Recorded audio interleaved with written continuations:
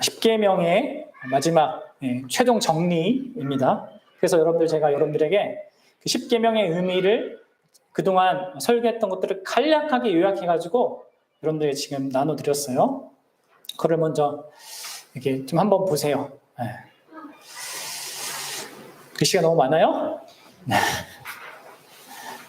자, 그래도 정리하는 의미로 좀 해볼 필요가 있는데, 제가 검은 글씨를 읽을 테니까 여러분들이 검지 않은 그냥 일반 글씨를 읽으시면 되겠습니다. 검지 않은 진하지 않은 글씨를 읽으시세요. 자, 1계명, 너는 나 외에는 다른 신들을 내게 두지 말라. 읽어야죠. 거짓된 하나님은 처음 네. 거짓된 하나님을 보고 참하는 것을 따르라. 그거 내가 읽어야 되는구나. 이번 바꿔서 우리 안에 거짓된 우상을 찾아 인정하고 참 하나님으로 대체해야 한다. 예수님을 통해 자신을 계시하는 하나님을 하나님으로 그 우상 자리에 두어야 한다. 그리고 그분을 우리 마음과 영혼과 힘을 다해 사랑해야 한다. 제2계명, 너를 위해 새긴 우상을 만들지 말라. 하나님이 자신을 계시한 대로 그분을 알아라. 자기 생각대로 부정하고 불안하지 말고 하나님께서 자신을 계시하는 대로 그분을 알라. 특별히 하나님께서 자기 형상이신 예수님을 보내시어 궁극적으로 자신을 밝히 드러내신다. 따라서 예수님 중에 있는 그대로의 하나님을 알아라.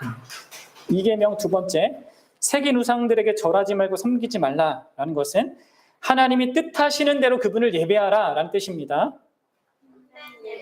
하나님의 일대가운데 들어가 참된 진리 곧 하나님의 어떠한 진리에 마음을 두고 하나님의 뜻에 복종하는 열매를 맺게 한다. 이런 예배가 죄인된 우리에게 가능한 이유는 예수님의 희생 때문이다. 3계명 첫 번째, 내 하나님 여호와의 이름을 망령되게 부르지 말라라는 것의 의미는 참된 태도로 예배하라입니다.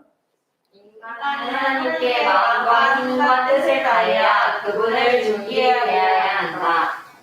그러나 우리는 그렇지 못한 죄인이다. 따라서 우리는 단순하게 하나님께서 내신 수단과 방법을 통하여 믿음으로 그분께 나아가야 한다. 그러므로 단순히 오직 예수 그리스도의 종교를 의존하여 하나님을 위한 것만이 하나님의 이름을 망령되게 부르지 않는 것이다. 제3계명 두 번째, 내 하나님 여호와의 이름을 망령되게 부르지 말라라는 것은 참된 태도로 삶을 살아라라는 의미입니다. 우리는 마땅히 순종의 삶을 살아야 한다. 그런데 우리가 말씀이 인정하면 하나님의 이름을 망령되게 부르게 되는 것이다. 순종은 자발적으로 자신의 삶을 포기하고 하나님의 권위와 뜻을 순종하는 것이다. 이것이 성전으로 우리 자신을 드리는 삶의 예배다. 이러한 순종이 오직 예수님을 통해 자비하심을 바라볼 때. 자, 4계명, 안식일을 기억하여 거룩하게 지키라는 것은 참된 예배의 목적을 경험하라라는 것입니다. 우리는 하나님의 주권과 선하심과 능력과 사랑을 신뢰하고 그분이 행하시는 일을 알며 힘을 드려야 한다. 특별히 예수 그리스도 안에서 이루어진 영광을 예수님을 묵묵하는 안식에서 살아가야 한다. 제5계명, 내 부모를 공경하라라는 것은 권위를 가진 자를 공경하라는 의미입니다. 권위 안에 있는 자들은 하나님께서 가슴과 영역에 계신 분이 가지고 있는 명예와 가치에 대한 영향을 나타내야 한다. 함께한 지구와 권위를 가진 자들을 권위 아래 있는 자들의 유익을 위해 섬겨야 한다. 예수님께서도 권위를 펼쳐라 세상의 악한 세력으로 공격을 보이셨다.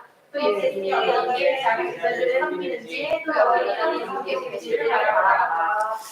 6계명, 살인하지 말라라는 것은 하나님께서 두신 인간관계를 풍성히 누리라는 겁니다. 삶에서 만난 모든 자들이 하나님의 형상을 소유한 자들임을 알고 존귀해야 하고 특히 연약한 자들에 대해 특별한 관심을 보여야 합니다.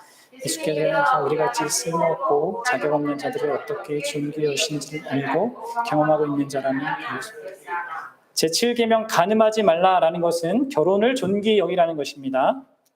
하나님이 서로 간의 관계를 반영하고 하나님과 교회의 관계를 반영하며 특히 연합은 미래의 교회가 하나님 안에서 누릴 영원한 기쁨을 반영합니다.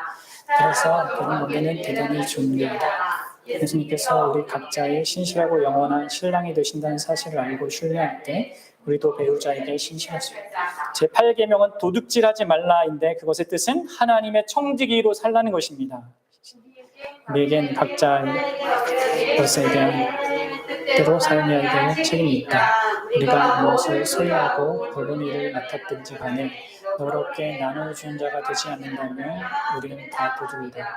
예수님이 우리에게 교養을 주시기 위해 친히 가난해지셨음을 믿는다면 우리도 기꺼이 나눠줄 수 있는 자가 되겠습니다. 9계명 거짓 증거하지 말라라는 것은 사랑 안에서 진리를 말하는 것입니다. 관계를 모든 말을 금하되 특히 상대를 왜곡된 사실로 노예하는 거짓을 경계 오히려 상대의 일을 먼저 선포하는 사랑의 마음으로 참된 것을 말함으로써 상대를 자유케 합니다. 예수님이 우리를 진리로 자유케 하신 사실을 생생하게 경험하고 있기 때문에 이 말씀을 듣고 순종하시죠. 10번째, 내 유세 소유를 탐내지 말라라는 것은 하나님으로 만족하라는 것입니다. 우리는 바라는 것을 있는 것을 바라거나 무언가를 지나치게 바라지 말고 하나님의 주권과 은혜와 능력을 신뢰해야 합니다. 우리는 하나님의 사랑의 인정으로 풍성하다는 것을 확인하는 것은 오직 예수님을 통해서다. 예수님을 통해 우리에게 주어진 것의 영광과 복됨을 할 때 우리는 모든 상황에서 자극하고 또 나누어지는 삶이 있습니다. 10계명 두 번째 그 10계명의 내포한 의미는 하나님의 나라를 욕망하라는 것입니다. 10번째 계명은 우리에게 그 안에서 밝히 드러난 하나님의 사랑을 신뢰하고 그 안에서 만족하라고 합니다. 뿐만 아니라 10번째 계명은 더 나아가 우리 편에서 보다 더 적극적으로 하나님을 사랑하여 하나님의 이름이 거룩히 여김을 받는 하나님 나라를 욕망할 것을 요구합니다. 사람은 욕망하는 존재이고 참된 것을 욕망할 때 비로소 가장 사람다운 자로 사는 거며 하나님께 기쁨과 영광이 될 수 있다. 네. 조금 맞춤법과 좀 문장이 좀 이상한 거는 수정해서 제가 우리 카페에다 올리도록 할 테니까 여러분들이 10계명을 우리가 아침마다 하잖아요. 그러다 보면 우리도 모르게 그냥 아무 생각 없이 또 읽기 쉽거든요. 그래서 그 의미가 희미해지고 할 때마다 좀 보면서 그 의미를 좀 잘 살펴봤으면 좋겠어요. 자, 이 10계명이 바로 율법의 요약입니다. 모든 성경의 율법의 강령이라고 예수님 말씀하셨죠. 여러분들 다시 질문해 보겠습니다. 우리가 10계명 시작할 때 다루었던 건데 율법이 뭐예요? 율법? 뭐죠? 율법은 뭐예요? 다 읽었잖아요 지금. 하나님이 우리에게 요구하시는 것, 이것을 율법이라고 하고요. 복음은 뭡니까? 복음. 좋은 소식, 뭐가 좋은 소식이라는 거예요? 하나님께서 우리를 구원하신다. 하나님 편에서 우리에게 행하신 것, 우리를 그리스도 안에서 구원하신 그 일, 그것을 복음이라고 한다고 했죠. 그래서 이 율법과 복음의 관계를 잘 아셔야 됩니다. 율법은 우리 편에서 해야 되는 거고 복음은 하나님 편에서 우리를 위해서 행하신 거예요. 자, 그러면 이 율법은 우리가 하나님께 순종해야 되는 것인데 이 순종해야 되는 것의 그 핵심이 이 10계명 안에 들어있고 이 10계명을 예수님이 더 요약했죠. 오늘 본문에 읽었던 두 가지로 뭐요? 첫째는 마음과 힘과 뜻을 다해서 온 존재를 다해서 하나님을 사랑하라 라는 데 있었고 둘째는 뭡니까? 그와 같이 내 이웃을 내 자신같이 사랑하라 하신 것입니다. 예수님께서는 이 땅에 오셨을 때 이 10계명의 표면적 의미만을 수용해서 그것만을 지키는 데 혈연되었던 열심이었던 그 유대인들의 그런 생각을 깨트리셨죠. 그래서 율법의 그 10계명의 참된 의미가 무엇인지를 드러냈고 또한 그것을 실제로 자기 삶으로 살아내셨습니다. 그리고 그 10계명을 완전하게 이루신 그 사건이 십자가인 거죠. 하나님을 너무나 생명 다해 사랑해서 십자가 지신 거고 우리 인간을 너무나 사랑하셔 십자가를 지신 거잖아요. 그 십자가가 이 십계명을 가장 찬란하게 드러낸 그런 것이 없습니다. 여러분들, 그러면 우리는 이런 질문이 들어요. 이런 질문을 해봐야 돼요. 자, 하나는 우리의 의무에 관한 질문이고요. 다른 하나는 우리의 능력에 관한 질문입니다. 의무에 관한 질문은 이렇습니다. 우리가 이 율법을, 이 십계명을 예수님처럼 완벽하게 지켜야 하는가? 아니에요? 자, 그러면 능력에 관한 질문은 이것입니다. 과연 우리는 이 십계명을 완벽하게 지킬 수 있는가? 둘 다 아닙니까? 어떻게 생각하세요? 이 두 질문 우리가 구분해서 해야 돼요. 자, 과연 우리는 이 율법을 완벽하게 지켜야 하는가라는 이 질문에 대답이 뭔지 아십니까?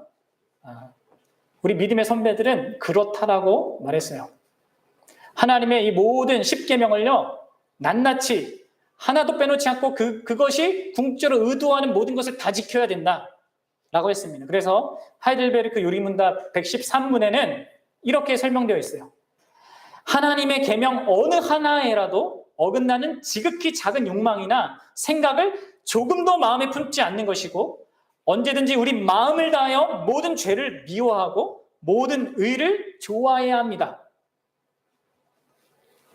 여러분들, 우리는요, 이 하나님의 모든 계명을 완전하게 완벽하게 지켜야 합니다. 우리의 마땅한 의무예요. 그런데 문제는 뭐예요? 과연 우리가 이 율법을, 이 십계명을 완벽하게 지킬 수 있는가입니다. 대답은 뭘까요? 다행히도 아니요입니다. 그래서 하이델베르크 요리문답 114문답에 이렇게 질문과 답이 있습니다. 잘 들어보세요. 그런데 하나님께 돌아온 사람이 이 계명들을 완전히 지킬 수 있습니까? 하나님께 돌아온 사람이란 건 뭡니까? 예수님을 믿는 사람이죠. 그들이 이 계명을 완벽히 지킬 수 있습니까? 묻는 거예요. 앞에서는 뭐라고 묻고 답했어요?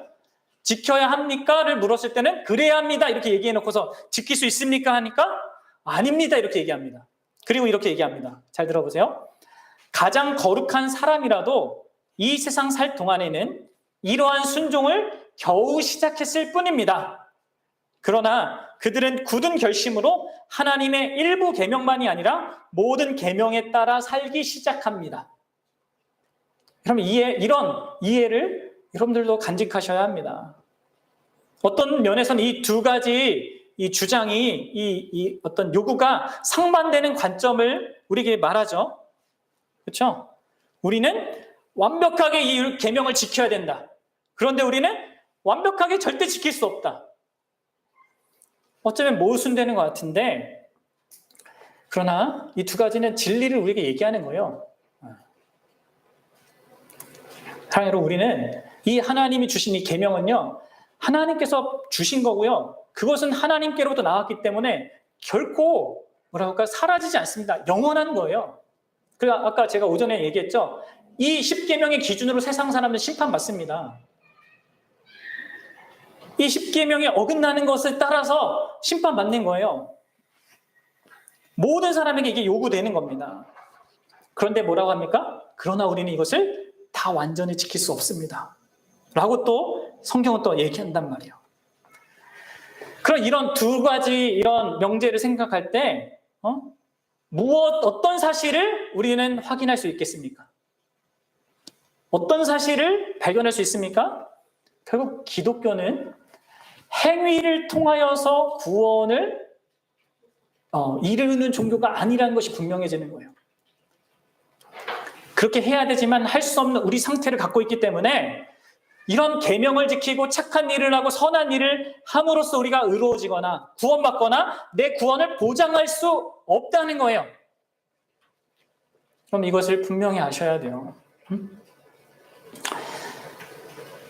자, 그러면 또 다른 의문이 들죠.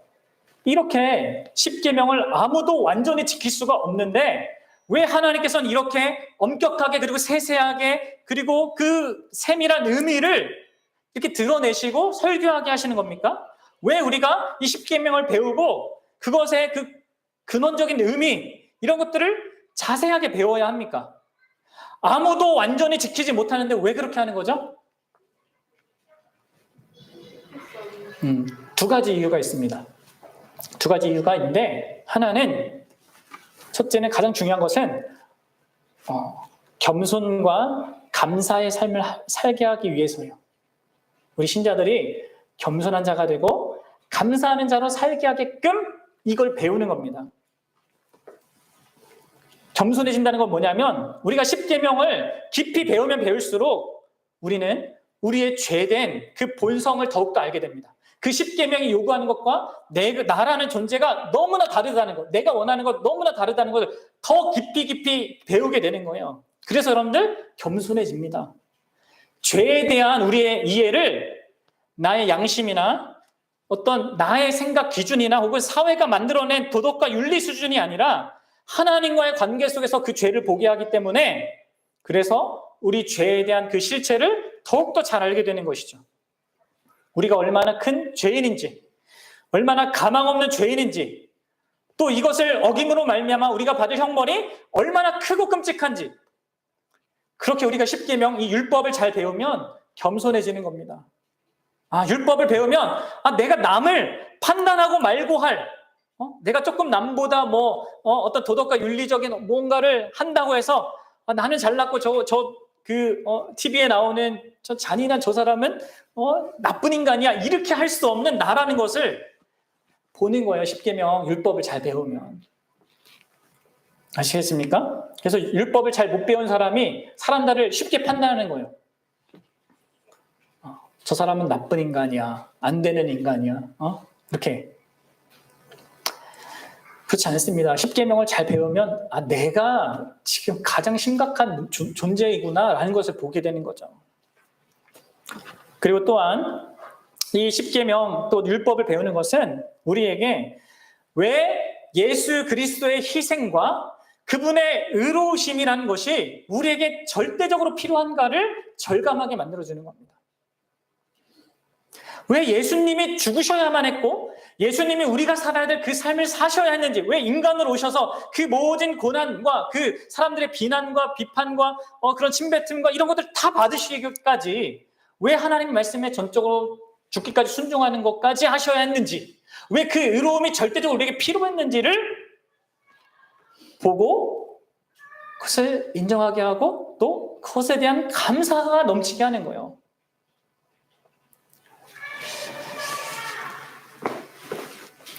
여러분들, 우리는 우리의 행위로 구원받는 것이 아니라 우리를 대신해서 이 모든 율법의 것들을 다 이루셨고 우리가 받아야 될 그 율법의 심판을 대신 받으신 그 예수님 때문에 내가 존재하고 내가 살아가고 있구나, 이것들을 우리가 율법을 잘 배우면 배울수록 확인하게 되는 겁니다. 그래서 한편으로는 겸손해지고 한편으로는 하나님에 대해서, 예수님에 대해서는 감사한 그 마음을 가지고 살아가는 거예요. 그래서 여러분들, 우리가 십계명을 이렇게 열심히 배우는 거예요. 그리고 앞으로도 계속 배워야 되는 거죠. 그 의미를. 이게 이제 첫 번째, 겸손해지고 그렇게 감사한 삶을 사는 그런 자가 되기 위해서 배우는 거고요. 두 번째는 참된 변화를 위해서 오직 성령의 은혜를 구하게 하려고 배우는 겁니다. 이게 내 힘으로 할 수 있는 거 아니구나. 오직 하나님의 도우심으로만 가능한 거구나 라는 것을 깨닫게 함으로 말미암아 성령의 도우심을 구하도록, 그리고 그 안에서 성령의 도우심 가운데 참된 그 변화를 이루어 가기를 소망하는 자가 되게끔 우리가 배우는 겁니다. 여러분, 그렇습니다. 진짜 자기 자신에 대해서 죄를 보고 자기가 겸손한 자, 그리고 예수님께 정말 감사하는 자는요, 그 우리에게 주어진 이 율법의 요구를 원하게 돼요. 비록 그것이 더딜지라도 그것을 원합니다. 하이델베르크 요리문답에 얘기하듯이 굳은 결심으로 모든 계명에 따라 살고 싶습니다. 왜요? 그것이 예수님이 얼마나 복된 것인지를 말씀해 주셨고 자신이 친히 그렇게 사신 것을 보여주셨기 때문에, 우리가 사랑하시는 그분이 이렇게 귀하고 복된 하나님의 의도를 담아서 이렇게 얘기를 해주셨고 그런 것을 자기 삶으로 보여주셨기 때문에 우리도 그분처럼 살고 싶은 것이죠. 변화되고 싶은 것입니다. 근데 그게 오직 성령의 은혜로 말미암아 도우심 가운데 가능하다는 거예요. 그래서 율법의 의미를 우리가 배우면 배울수록 이것을 이루고 이것을 순종할 수 있는 것이 하나님이 주신 그런 은혜로만 도움 가운데서만 가능하구나, 이것을 깨닫는 거예요. 그리고 그 도움 가운데서 한 걸음 한 걸음 나아가는 겁니다. 비록 이 세상에서 우리가 완전하지 못합니다. 완전할 수 없습니다. 그리고 하이델베르크 유리문답 얘기하는 것처럼 아무리 거룩한 자, 저 사람 신앙은 진짜 좋다 한 자라도 이 사람들은 어떻게 정의하고 있어요? 그들도 그들의 순종에 있어서 막 걸음마를 뛴 거다, 이렇게 얘기한단 말이에요. 그래요. 우리가 하는 모든 것들은요, 하나님 앞에서 다 걸음마 수준이에요. 아무리 누가 뭐 신앙적으로 뭐 위대해 보여도요, 아브라함이 어쩌고 뭐 다윗 이렇게 얘기해도 다 걸음마 수준이라니까요. 누가 좀 더 잘 걷냐, 누가 뭐 천천히 걷냐, 이 수준이란 말이에요. 그래서 우리는 여러분들 다른 사람과 비교하지 않고 그런 것들을 이렇게 비교 가운데 갖는 그런 것들을 갖지 않고, 다만 우리를 부르신 그 예수님께 대해서 감사하는 마음으로 그 모든 것들을 지키고 싶은 거예요. 그런 마음으로 나아가게 되고, 그런 마음 가운데 도움을 구하면서, 성령의 도움을 구하면서 가는 거죠. 그 얘기가 오늘 로마서 8장 1절부터 4절에 나온 겁니다.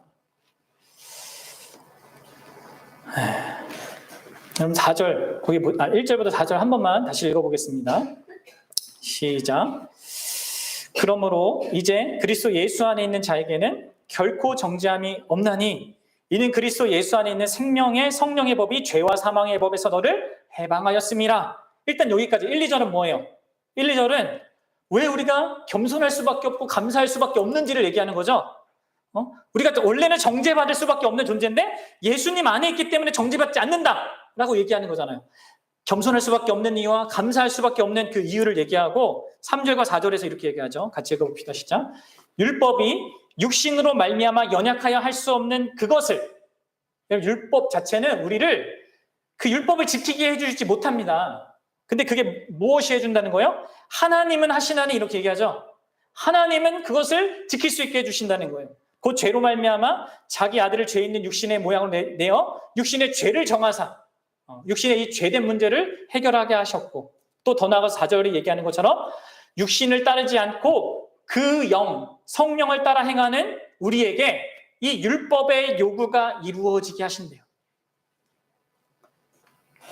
그렇습니다, 여러분들.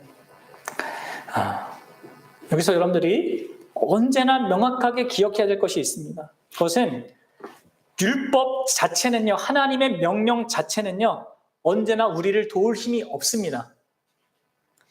율법은 우리에게 방향성을 지시해 줄 뿐이에요.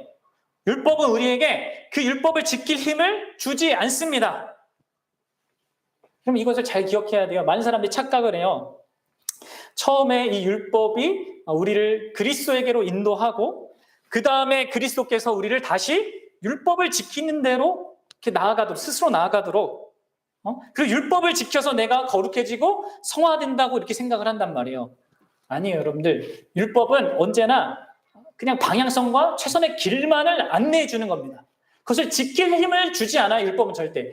우리의 신앙의 처음도 그렇고 중간에도 마찬가지예요. 그 율법을 지킬 수 있는 힘은요, 누가 주시는 겁니까? 하나님이 주시는 거예요.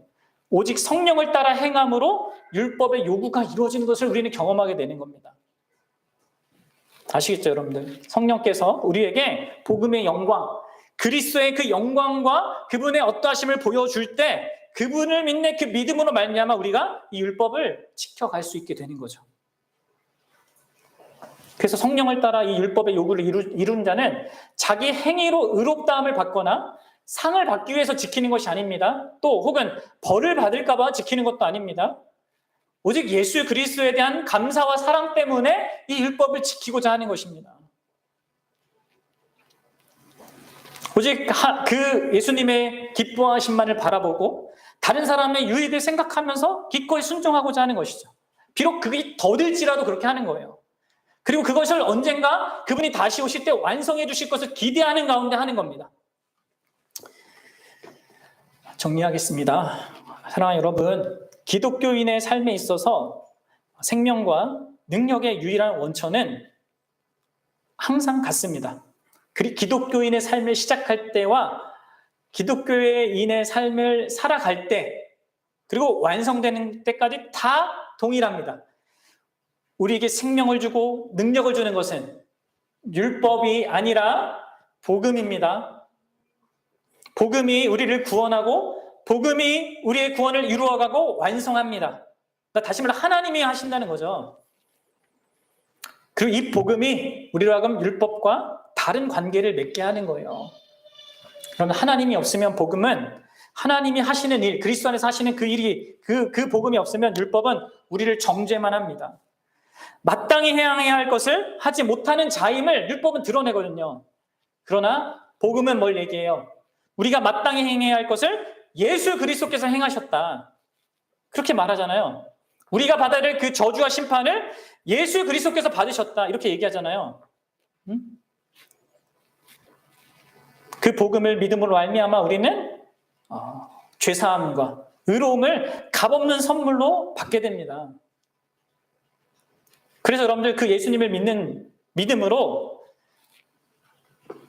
이제 율법이 더 이상 우리를 정죄하거나 상이나 복을 받게 하는 그런 기능을 하지 못하는 겁니다. 그럼 잘 보십시오.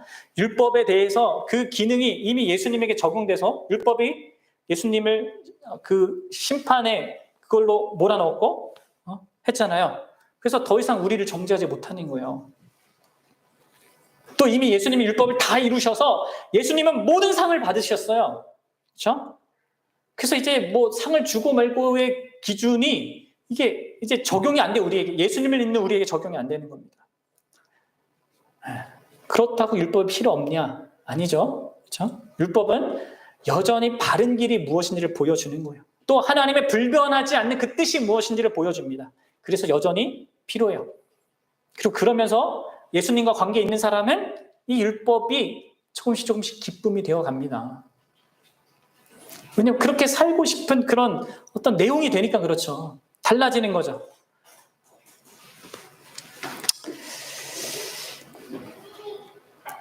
사랑하는 여러분, 저와 여러분들이 이 십계명, 그리고 하나님의 모든 명령에 대해서 이러한 관점을 가질 수 있기 바랍니다.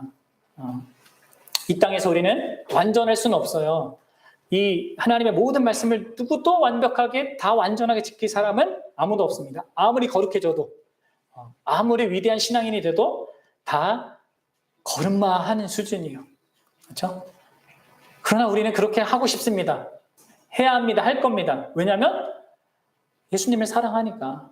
예수님이 지킨 것이고 하나님이 주신 것이고 영원한 것이고 변치 않는 것이니까. 근데 그걸 지킬 힘을 어디서 받는다고요? 그 율법 자체, 명령 자체에서 받는 것이 아니라 하나님 자신에게서, 성령 하나님으로부터 받습니다. 그래서 지키게 돼요. 뭔가를 내가 잘 되기 위해서, 남한테 인정받기 위해서, 상받기 위해서, 혹은 벌 받을까 봐 하는 게 아니라 그분이 그런 모든 것들을 다 해주셨고, 저주 가져가 주셨고, 그 율법을 통해 지킬 모든 복을 다 주신 자로서 지키는 거예요. 그분을 사랑해서. 그것을 완성에 이를 때까지 신자는 계속 추구하는 겁니다.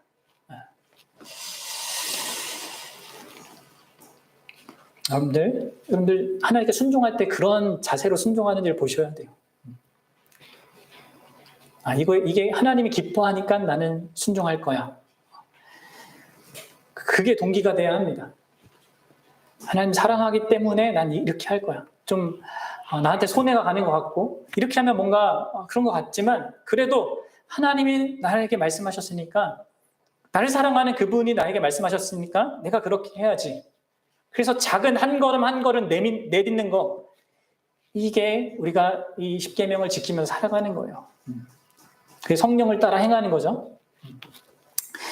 그러면서 여러분들 진짜 우리가 율법을 따라 살면서 또 그게 가져오는 복을 우리가 경험하는 거예요. 나중에 결혼해서 자녀를 낳아보면 그렇습니다. 엄마 아빠가 이렇게 얘기했고 이렇게 하라는 게 진짜 나한테 복이었구나 라는 것들을 깨닫잖아요. 결혼하고 이제 자녀를 낳으면 그런 부분들이 있어요. 물론 어떤 부분들은 역시 부모님들은 그냥 자기 생각대로 얘기한 거고, 이게 틀린 건데 이렇게 얘기해서 뭐 이런 부분도 있지만 또 많은 부분은 부모님 이야기가 맞는 게 있구나, 이렇게 나를 위해서 말한 거였구나, 그때는 몰랐는데 이제 알겠다 하면서 그렇게 하려고 하는 게 있잖아요. 마찬가지예요. 좀 다르죠. 마찬가지가 아니라 하나님은 다르죠. 하나님이 우리에게 요구하시는 모든 것들은 우리의 유익을 진짜 위한 거예요, 여러분들.